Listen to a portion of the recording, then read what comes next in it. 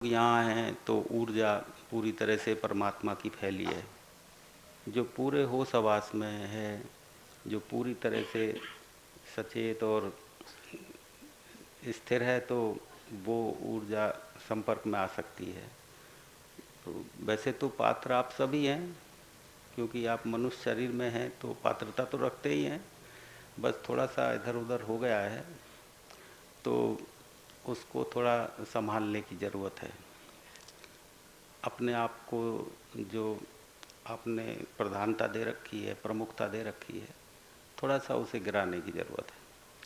तो वो परमात्मा की ऊर्जा जो है वो तो हर जगह व्याप्त है, हवाओं में भी है, आप जो देखते हैं सब में है, लेकिन वो आपके अंदर प्रवेश नहीं पा रहा है, तो आपको थोड़ा सा सही होना है। उसी के लिए सत्संग की ज़रूरत पड़ती है।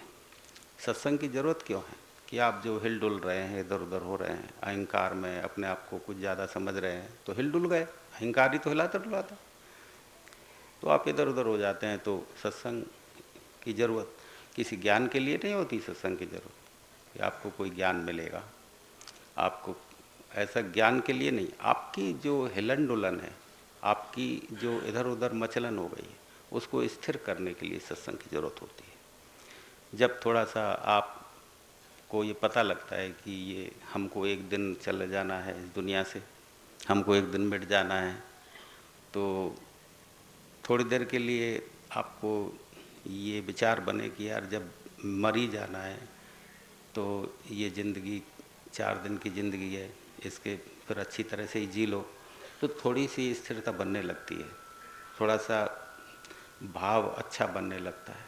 बस जब अच्छा बनने लगता है तो उसी समय परमात्मा की जो तरंग हैं वो आपके अंदर प्रवेश पा जाती हैं। सभी लोग भक्त क्यों नहीं होते? नहीं समझे? राम के समय में राम तो इतने सारे लोगों के संपर्क में आए थे, जंगल में रहते थे, सेना थी, लेकिन हनुमान जी के अंदर ही प्रवेश पाई तरंग, सब पे ही पा जाती। सभी थे राम जी के साथ, तो सभी भक्त बन जाते हनुमान जी की तरह। हनुमान जी को ही दया क्यों मिली? क्योंकि हनुमान जी ने अपने आप को बिल्कुल सहज रूप से छोड़ दिया था भगवान के सामने, और निर्मल जन मन सोई मोई पावा। तो जब निर्मलता घट में आ जाती है, जब पता लगता है कि मुझे एक दिन मर ही जाना है, तो निर्मलता आती है। जब पता लगता है कि सभी खत्म हो जाना है, तो निर्मलता आती है। यार जब सभी खत्म होना है तो काय की जटिलता, काय का अहम, काय का अहंकार। तो ये चीज़ हनुमान जी में उस समय पैदा हो गई, इतना कुछ होने के बाद भी, और हनुमान जी में भक्ति पैदा हो गई, नहीं तो सभी बन जाते भगत। तो वही चीज़ मैं आपसे कहता हूँ कि आपके अंदर है कोई चीज़ जो परमात्मा के लिए खाली है। परमात्मा आपको छू सकता है, लेकिन आपकी जटिलताएं, कठोरताएं उसे दूर किए हुए हैं। तो मैं तो आपसे यही कहता हूँ कि आप जब यहाँ आ ही गए हैं तो पूरा ही आइए। मैं देखता हूँ कि लोग आ भी जाते हैं लेकिन कठोरताएं पूरी बनी हैं, नहीं समझ, और वो यहाँ करके झुक भी जाते हैं। तो कठोरता में झुकना कोई झुकना नहीं होता।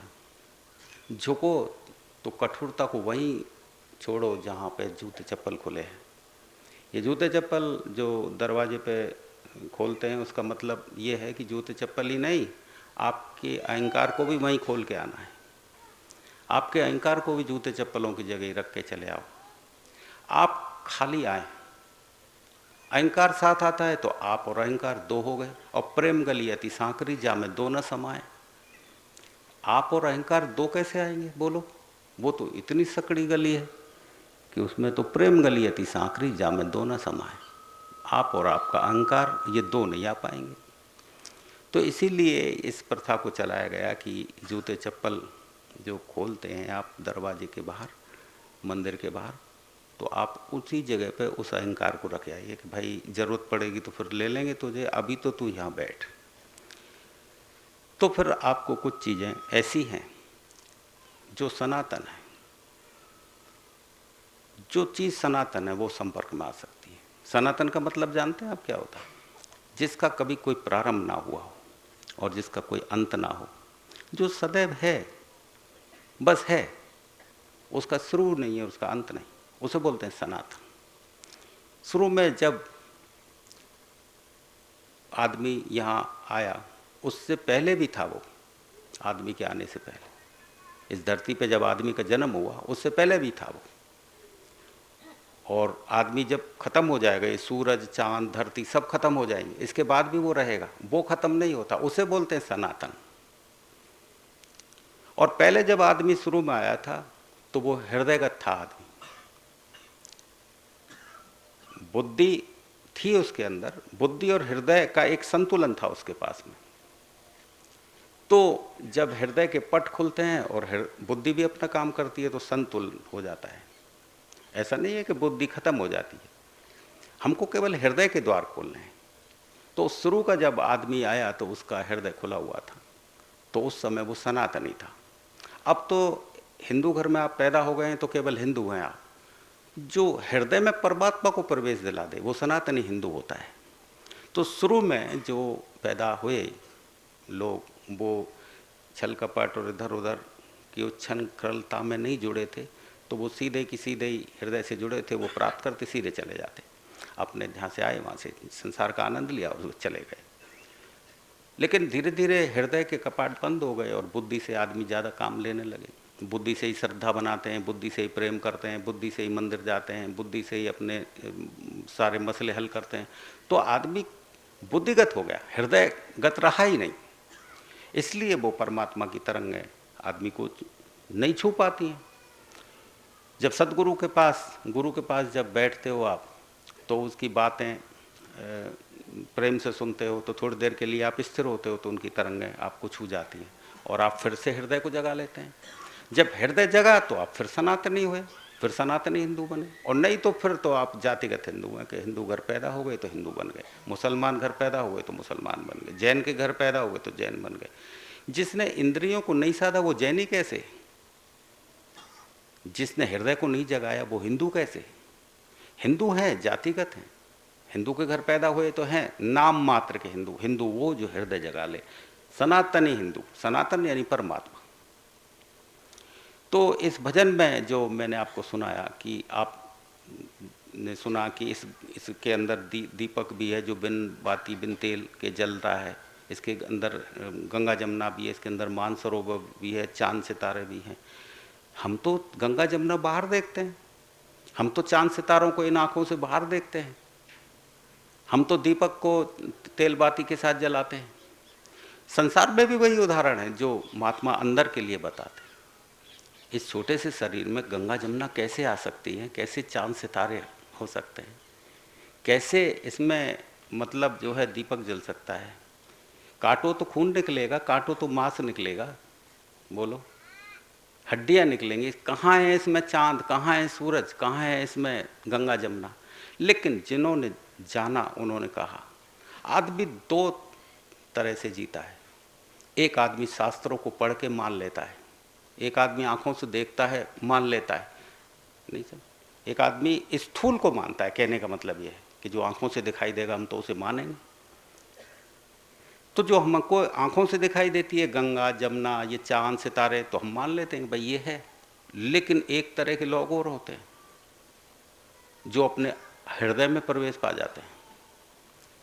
वो फिर कहते हैं कि ये स्थूल है, इनका अंत है, ये चांद भी मरेगा, ये सूरज भी मरेगा, ये चांद तारे भी मरेंगे, सारी दुनिया मर जाएगी, लेकिन वो अंदर का है, वो जानते हैं, वो सनातन है, वो कभी नहीं मरेगा। तो जिन्होंने आत्मा में यानी हृदय में प्रवेश पाया, उन्होंने ये गीत बनाए, ये भजन बनाए कि या घट भीतर चांद सितारे, या घट भीतर अमृत बरसा। तो अमृत बरसा, अमृत का मतलब है जो जिससे आदमी को, जो आदमी कभी मरे ही नहीं, सदैव जीवित रहे। ऐसी कौन सी चीज है अमृत अंदर जो तुम्हारे मरने के बाद भी तुम्हें जीवित रखती है? तो आदमी ने जब पुस्तकों का, वेद पुराण उपनिषदों को पढ़कर ही केवल भगवान को माना, तो उन्होंने मूर्तियां बना ली। उन्होंने मूर्तियां बना ली कि भाई ये मूर्तियों को पूज करी, क्योंकि आदमी तो स्थूल पे ही अटक गया, तो मूर्तियां बना ली। गंगा जमुना जो ये बाहर बह रही है इनको ही मान लिया, अमृत जो बाहर बताया जाता है कि यहाँ कहीं अमृत है उसी को मान लिया, दीपक जो बाहर जलाते हैं इसी को मान लिया, अंदर प्रवेश कर ही नहीं पाया, क्योंकि आदमी तो बौद्धिक था, बुद्धि को ही सब कुछ समझता है, बुद्धि से ही सब मसले हल कर लेना चाहता है, हृदय से दूर हो गया आदमी। फिर अपने ढंग के स्वर्ग और अपने ढंग के वैकुंठ बना लिए। स्वर्ग का मतलब क्या होता है? सुख पाने की जगह। आदमी सोचता है कि यहां तो सुख मिला नहीं है, अब वो दान पुण्य भी इसीलिए करता है कि कुछ दान पुण्य कर दें, सेवा करें तो स्वर्ग वैकुंठ मिल जाएगा। वो सेवा के लिए सेवा नहीं कर रहा आदमी, वो कर रहा है कि सुख नहीं मिला है, सुख मिलेगा मरने के बाद। अरे जिसको जीते जी सुख नहीं मिला वो मरने के बाद हो ना हो क्या भरोसा? किसने चिट्ठी डाली ऊपर से? किसने कहा कि भाई स्वर्ग है कि वैकुंठ है? किसी कहा कि तुमको?